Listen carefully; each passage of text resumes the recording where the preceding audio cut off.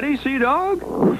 Where's the crew? All hands on deck! Pirates off the port bow!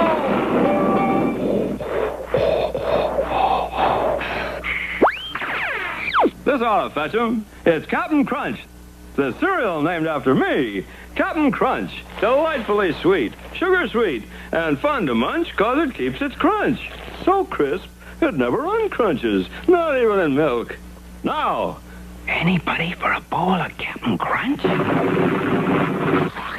scuttle my hornpipe, Sea Dog. There's people at breakfast I never saw before. Oh, man's got to be careful when he says Captain Crunch. Now it's your grocer's, Captain Crunch, the cereal. Now back to our show. Hello, and welcome to my cellar for the 363rd time. Shall we? All right, we'll start with the first one. Always look forward to new episodes. Thanks for doing what you do. Well, I wouldn't do it if I didn't enjoy it. But it's getting harder because nobody's leaving comments that require any conversation. So, that's a plug. A plea.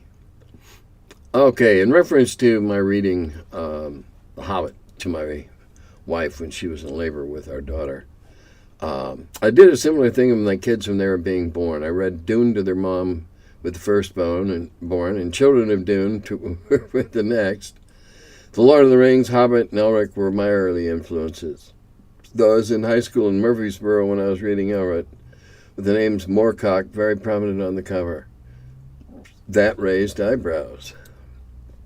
I remember the Strategic Game Society played a sniper variant named Blind Sniper. It was a double blind, and we didn't have squads, but individual snipers looking around on an urban battlefield.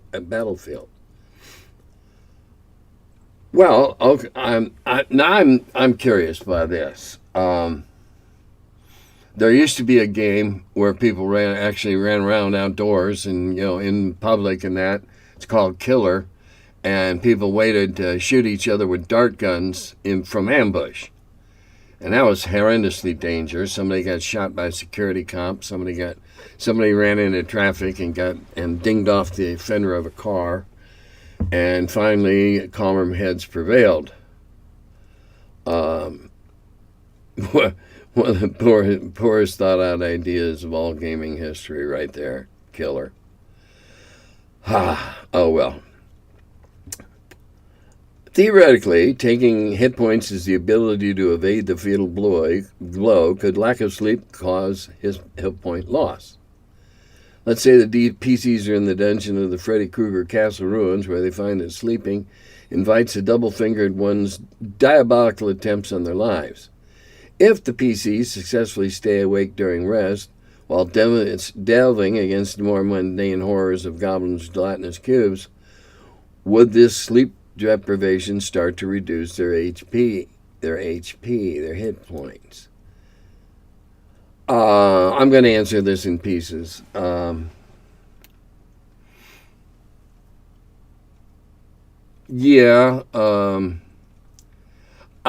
have been known to shave a few points off, in a circumstance where fatigue has come into play. Because after all, if it's only the ability to evade the fatal blow, then with a lack of sleep, you're just tiny bit slower. But hey, we're not sleep scientists here. Don't go whole hog into the thing.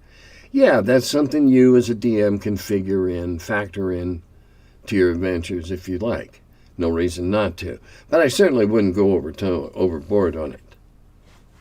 I certainly wouldn't do that.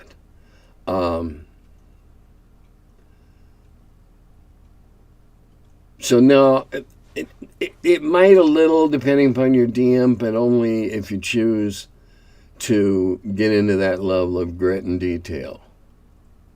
It's not an illegitimate pursuit, but I don't think.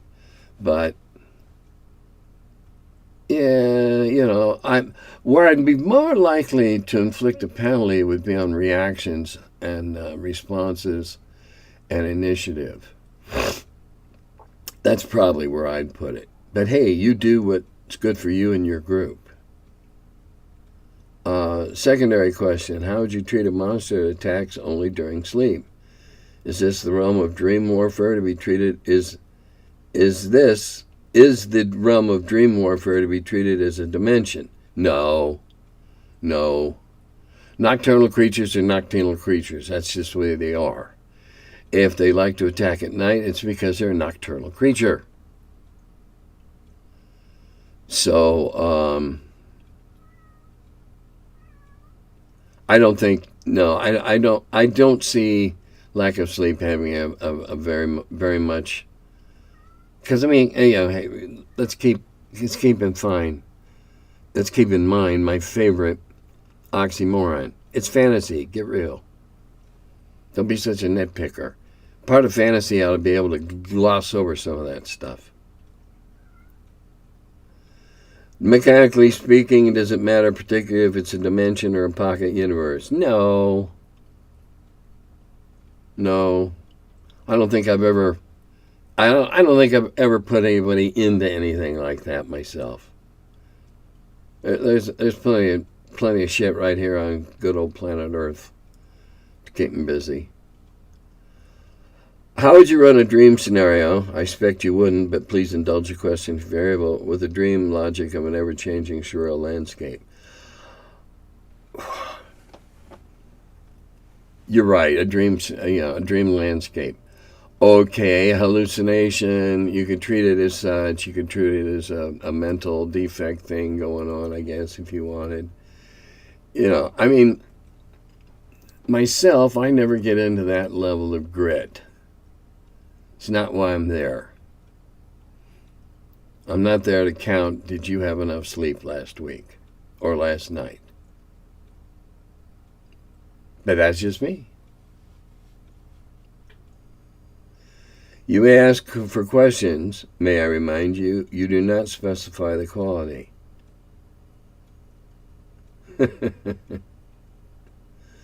Well, okay. You're right. It's a good thing, huh? I'd have just cut that one out altogether. Here it is, a follow-up. In regards as to what issue of Dragon has your name on a stocking on it, it was 32, 1979. Well, shit, I should have remembered that. I did 32. I don't remember that slipping through. I can't think. I must have just been really slack. Or somebody else had the responsibility that month or whatever, because I can't see myself putting in a piece of ego boo like that. I was always the man behind the desk, behind the pen, not the flag waver out in front. But, that's just me. Thanks, though, for the answer. Could you discuss your thoughts regarding the whole concept of hirelings, henchmen, sidekicks, etc.? Way back when, it was always felt like it was just a way to give low-level mages a chance to acquire a couple of meat shields to help them survive the first couple of levels, or a way to pad out a small group of players. But there's an awful lot of ink devoted to the subject in early books, so the whole henchman mechanic must have been viewed as pretty central to the game, yes? No? For some people, it certainly was. The argument that it's just a way to pad everything out for a smaller group, that's not invalid. I've been known to use that before.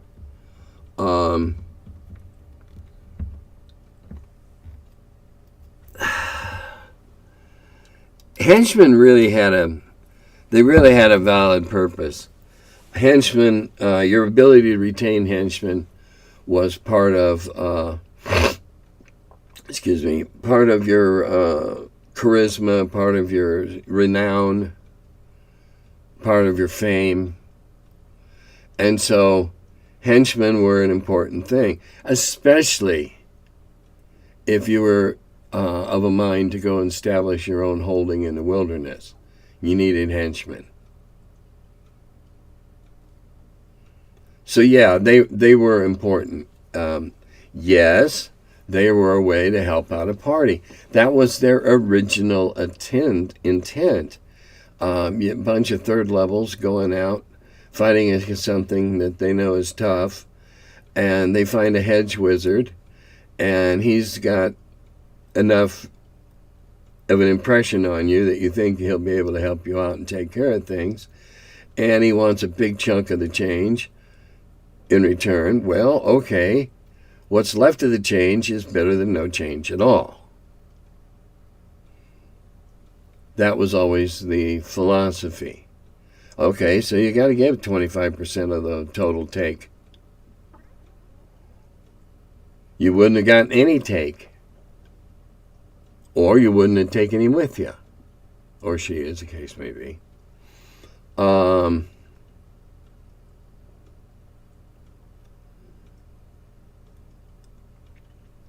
There is a lot of ink devoted.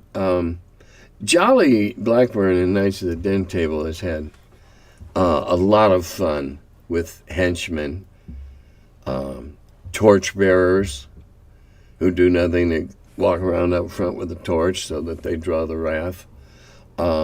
Pack apes. I love the pack ape. I think that's one of the greatest concepts Jolly ever came up with. And somebody, I'm not even sure who, I'm sure I'll hear now, made a figure of it. And of course, that pack ape is carrying everything but the sink on his back. Now, why not?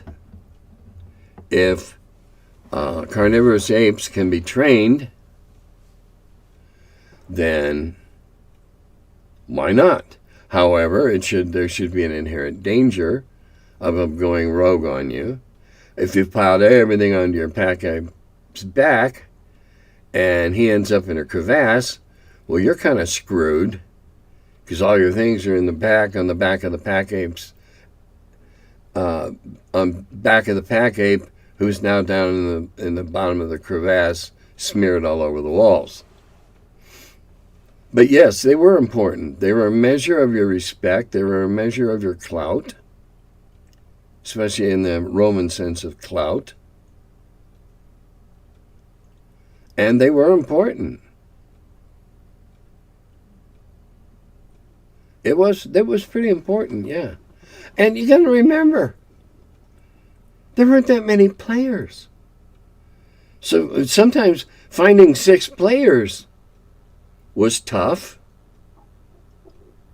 because there might only have been 15 or 20 people playing in your town or your city or or whatever, in your area, in your high school, wherever you drew your players from. There might only be that many there. And so an NPC could become a semi-regular member of the party. And that's when the DM starts to get into labor relations and stuff like that.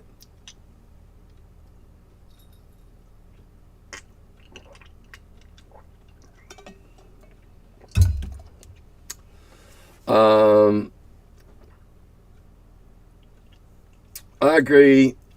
Thanks, from a fan of the late 70s and 80s. I agree that the post-Unearthed Arcana, the classes got a bit ridiculous. Like the Dragonborn, it all became about marketing, bringing people into the hobby by throwing everything against the wall to see what sticks.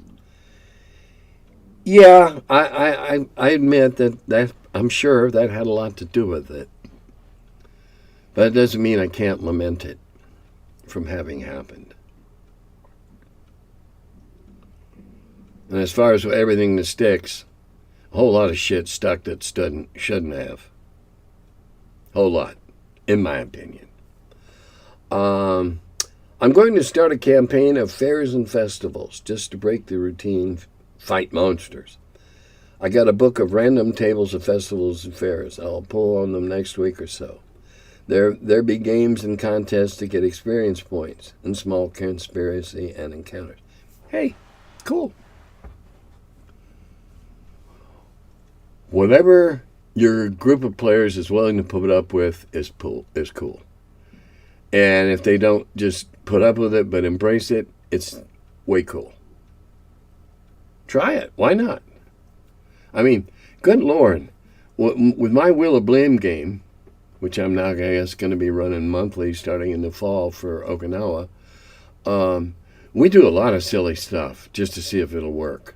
I encourage it. But that's the nature of the game. The game is not a campaign. It's a one-off for having fun.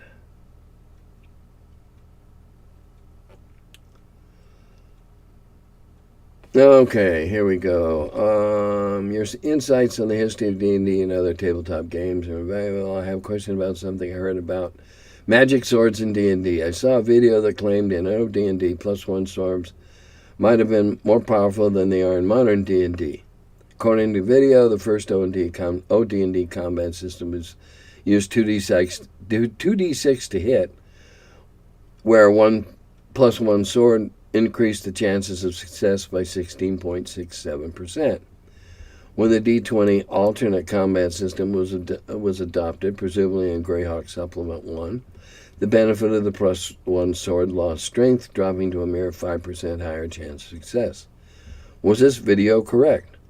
Why do you think this change in the strength of +1 swords went unnoticed or unaddressed in the rules?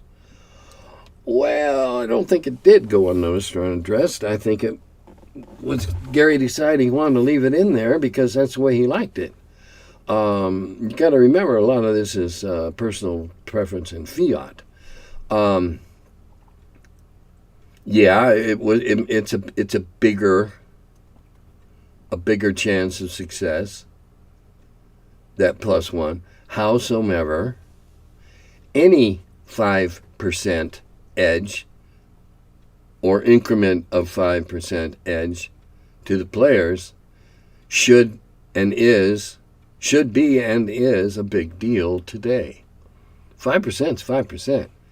Hey, as the guy who rolled an 85 when he needed an 80 and when he needed a 90 or whatever, that 5% can be a big swing. As the guy whose final swing brought down the monster before the monster could bring him down. Yeah, it changed. The whole system changed. The whole combat system changed. It was more valuable in the old system to produce that 16%, whereas the new variable, the new system, the Greyhawk, multiple damage, etc., that was more realistic in that it was easier to follow in your mind. Remember, we were all playing theater of the mind back then. And Gary always felt, and Dave was pretty much of a like mind in this regard, that magic should be rare and not particularly strong, certainly not overpoweringly strong, and nothing that's going to break a campaign. Shouldn't do that. And toning down, I believe that I heard, might have been from Rob Kuntz, might have been from Jim Ward. They were both playing there in those days. I heard that they decided that 16% was too much and didn't allow them the gradation that a +1, +2, or +3 sword would enable. +3 now is the new +1 because it's 15%, and that's closer to 16, yada. I believe that to be at least some of the primary thinking that went into that. I do know that the alternative combat system was available from the very beginning. I'm not certain, but I believe Dave brought that combat system to the table, the 2d6. I believe. I couldn't swear to it, but I think that might be the case. And Gary wanted to change it. Lord knows they argued about enough other stuff. I can certainly see him arguing about that. But yes, they are They're much more potent, powerful, nasty figures. Okay. Regarding races, question, quote, species. Don't know what happened there. Let's get that back down. There we go. Well, hang on. I'm trying some. Oh, there we go. I'm trying something new. I'm trying to figure out how to read this stuff without having to print it all out. I'm not doing too good at it, obviously. We'll go back. There you go. You heard that music before. All right.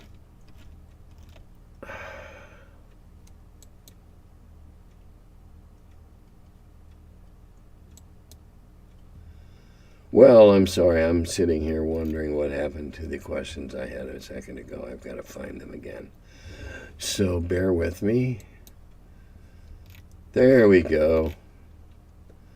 Regarding races and in brackets species and classes, I'm pretty much on the same page as you. I much prefer to have players all running human characters and limit the demi-humans to NPCs. I go as far as allowing halflings, dwarves, elves, and gnomes, but that's the limit. In general, I'm good with the basic 4 classes as well. My only 2 exceptions are paladins and rangers. More of that in a second. If I'm running a game with only a couple of players, then having 1 natural fighter / cleric and 1 natural thiefish magic user is handed. Where do you stand on multi-classes? I'm not a huge fan. I don't like them, except for the first edition Bard. When you get up to around 5th level, all across the board there, you are one tough dude, and only 5th level, because you have so many arrows in your quiver on what you can do with it. That being said, that's part of why I have such a problem with some of that's the wrong wording. I don't give a damn what you do. I really don't. If you're having fun, I don't give a damn. But there are some things that I find more hard to squint at and wouldn't necessarily have in mind. And multiclasses is one of them. I think it's ludicrous.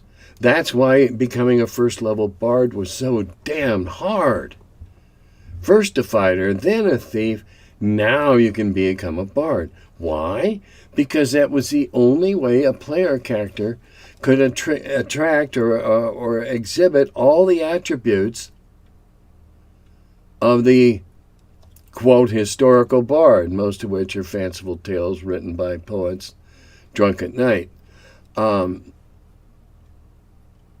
as far as paladins, I don't like paladins worth a damn.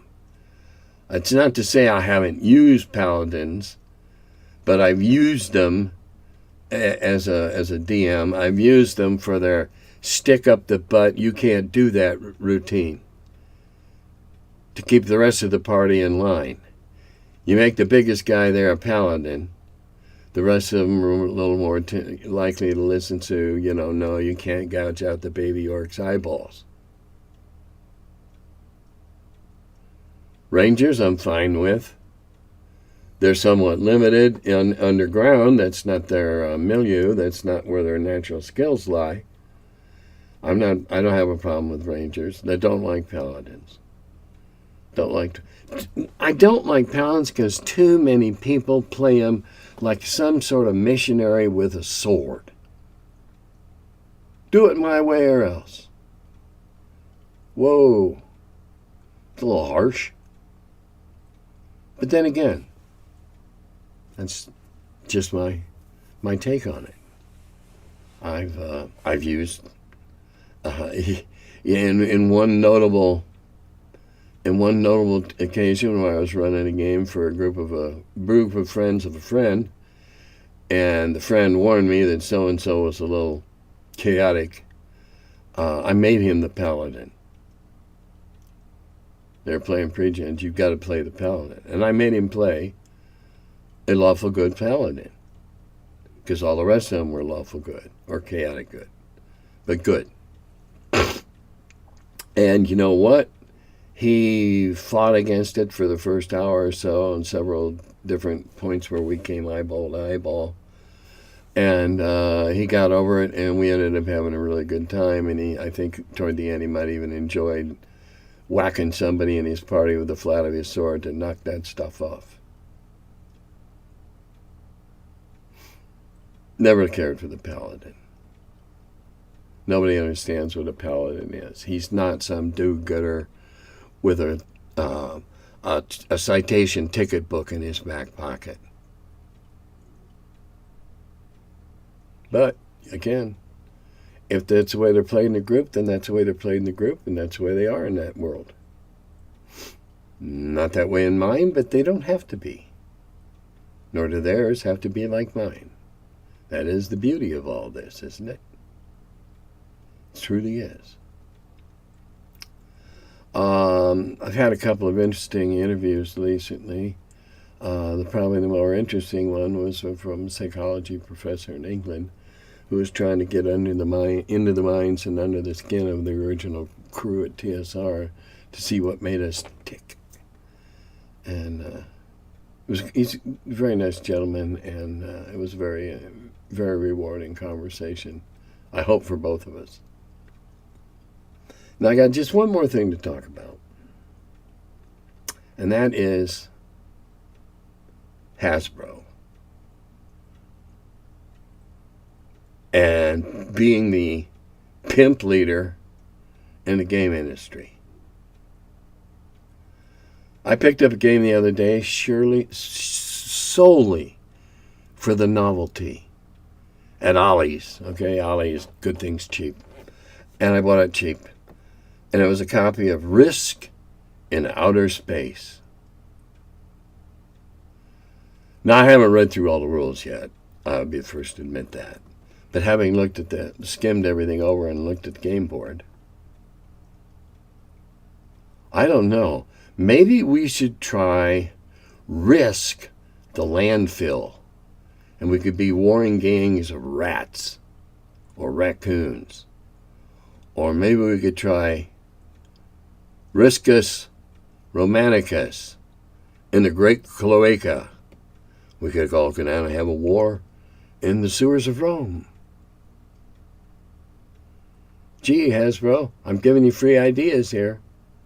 One more thing to take that poor, tired frame that we all grew up loving, known as Risk, and stretching it into something weird again.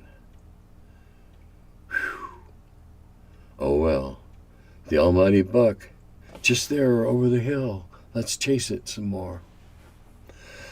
I understand D&D's undergoing a lot of transformations and something about becoming a brand or who knows. You know, there's the one lady from Ireland who's constantly predicting doom and gloom and the death of D&D and all that. And I don't know, maybe she's right. I don't think so. I think millions of people out there playing, role-playing, whether it's D&D or not. While they might tell you, well, D&D's not my preferred system, I respect it for being the granddaddy of them all. I don't care if they call it names, as long as they recognize it's the granddaddy of them all.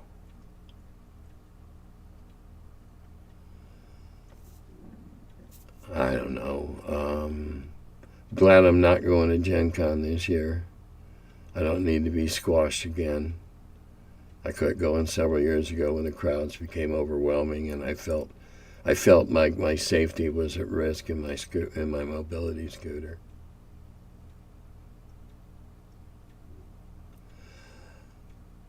That's all. I'm a little late getting started on this, though you won't know the difference because my wife and I went out for dinner tonight to celebrate our 55th anniversary. Don't know where the time went. Kind of like getting involved in a D&D game and realizing 6.5 hours has passed. Where the hell did all that time go? Something like that. Just a little bit like that. And if you're lucky, you'll find a game that you can get that involved in too. If you're lucky. Ooh, what's this? Just saw something over here. Oh. That's a picture of Rob Kuntz's back. That's Gardner Fox, signing a book for Rob. And Jim Ward with his long Prince Valiant hair. I find weird stuff down here all the time.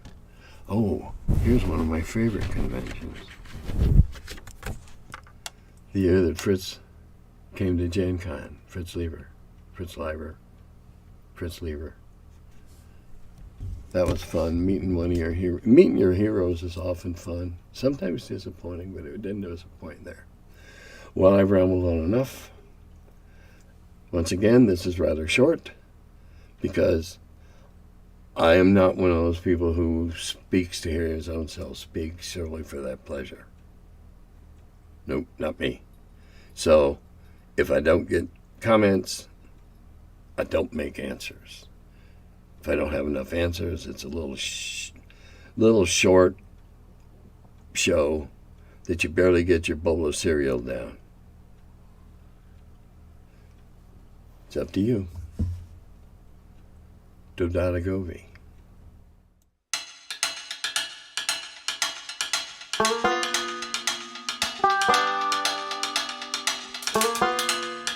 Hello, and welcome to my cellar.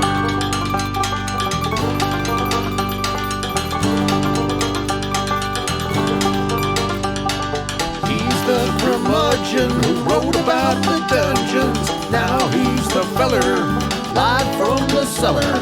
Talks about D&D and old school RPGs. Still quite a feller, the Curmudgeon in the cellar. Last man around when them rates went down. Calling Gary in that Lake Geneva town. Hey Gary, it's an awful mess. Let me edit, we'll have success. D&D and Dragon Magazine. He's the Curmudgeon who wrote about the dungeons. Now he's the feller, live from the cellar. Talks about D&D and old school RPGs, but he's still quite the feller, the Curmudgeon in the cellar. Magic missile, it's a mortar shell. Make it hit in the first level spell. Brought psionics to the game to attack that wizard's brain. DSR and fantasy, collection of micro armory, Titan with tramp under a tree, high as could be. He's the Curmudgeon who wrote about the dungeons. Now he's the feller, live from the cellar. Talks about D&D and old school RPGs, but he's still quite the feller, the Curmudgeon in the cellar. Still quite the feller, the Curmudgeon in the cellar. Curmudgeon.